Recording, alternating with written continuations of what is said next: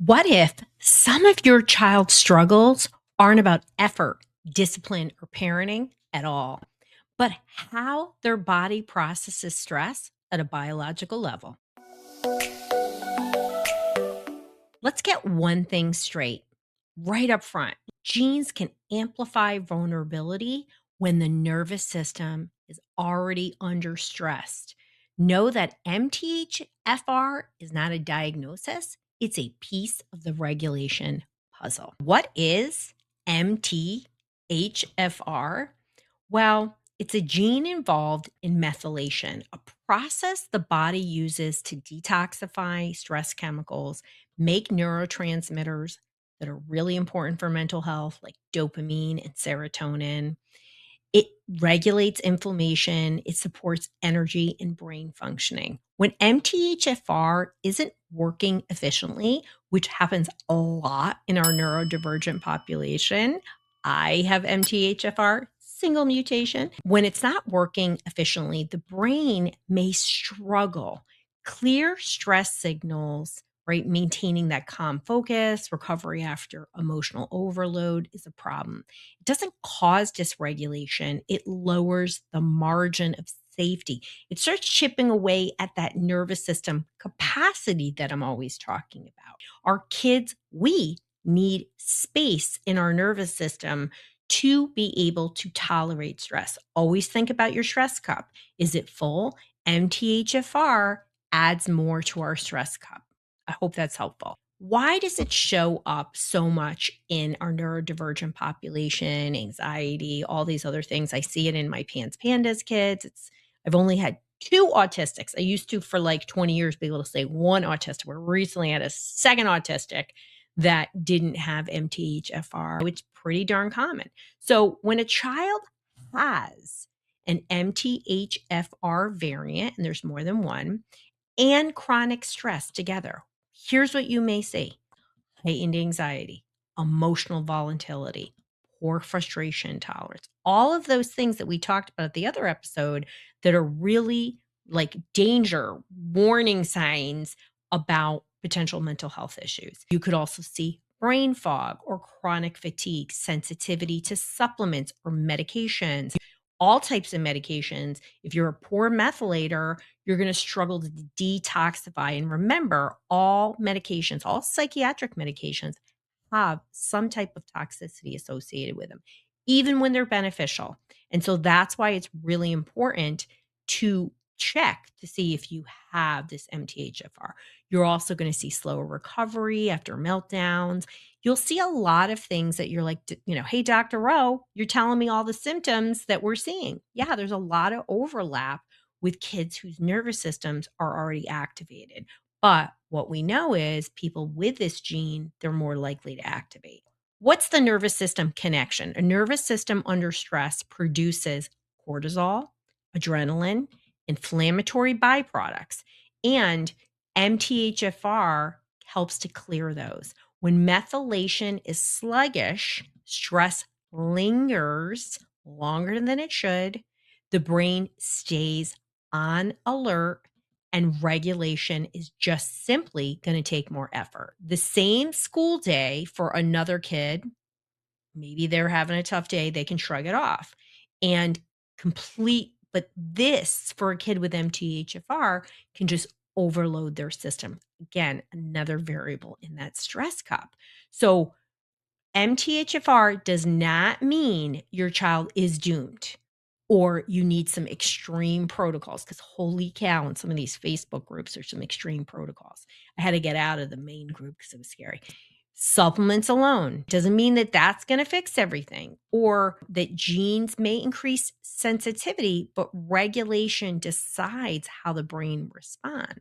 So even if you have this MTHFR, I hope your takeaway here is that you've got to regulate, because it's going to help you even with genetic variants. And this isn't the only one, but it is one of the most common. Let's get into it. Let's talk about what you should do. And I'm going to tell you things about MTHFR that you have not heard. And if you're looking for more support, you always want to take my nervous system pattern analysis and take our solution matcher. Go to drroseann.com/help. It's great. So, step number one, what are you going to do, people? I've already said it. You're going to calm the nervous system first. No amount of methylation support helps a brain stuck in survival. The way it works is this from biology.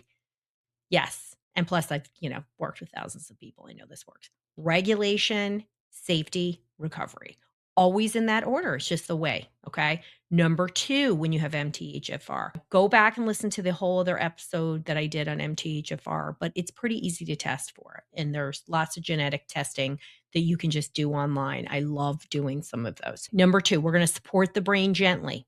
Some kids and individuals with MTHFR, they need lower and slower supplementation. Just go slow and low. That's what I'll write on my stuff. They might react strongly. They might too much intensity to different things. They do better with simplicity, not stacking. Supplement stacking is a hot term in the biohacking world, not with my MTHFR people. Number three, reduce the load. Reduce that stress load. It matters more than adding things. That includes what can you do? Predictable routines, less pressure, better sleep, and try not to engage as many power struggles. And remember, when you're following my comms, we're not getting into power struggles in the same way because we're both regulating first. And this gives kids' nervous system room to breathe. That cup isn't as full. Okay.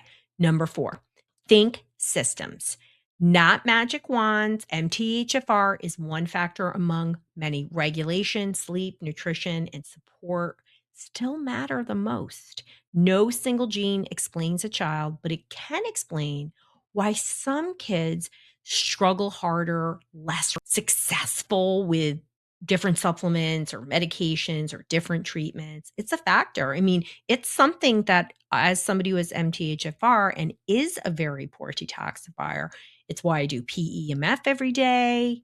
Always see me on. I don't have it on today. I don't know why I don't have it on today. I got to go find it. It's why I do my multi-mag brain formula. We need magnesium for detoxification. I have parsley and cilantro every day. I do my electrolytes. I focus on detoxification and it has made a world of difference. And I also do Tai Chi multiple times a day. I'm talking multiple. I already did it 2 or 3 times today. What's normal versus not? We have to look deeper. And when dysregulation is there, sensitivity can be extreme. Progress can stall despite good support. When I have somebody, I'm like, you've been going and getting good treatment. Like, has somebody tested this variant? Anybody in our one-to-one program, it's just part of what I recommend. So we're not looking to label people. We're really looking at clarity because understanding if somebody has this really can make a huge positive difference. It's not like a horrible sentence or anything like that. MTHFR doesn't cause dysregulation. It magnifies stress in a sensitive system, right? And that clarity is going to change everything. If your child is always struggling uphill and it's not a character flaw, it's biology, it's the nervous system under strain, and parents understand that. We stop blaming behavior and we start changing outcomes. And hopefully, we're putting our own oxygen mask on and regulating first because, my gosh, we need it more than ever. If you're trying to understand what's amplifying your child's ADHD, anxiety, emotional dysregulation, whatever is going on, then if you haven't taken my solution matcher, please do because it helps identify the biological patterns of the nervous system and what's really happening and blocking your child really from regulating. So go to drroseann.com/help. And remember, take one step towards regulating first. You're going to change everything for your kid, your family, and all the generations that come. Want more insights and solutions? Well, subscribe to our Dysregulation Insider and it will show up in your inbox every week.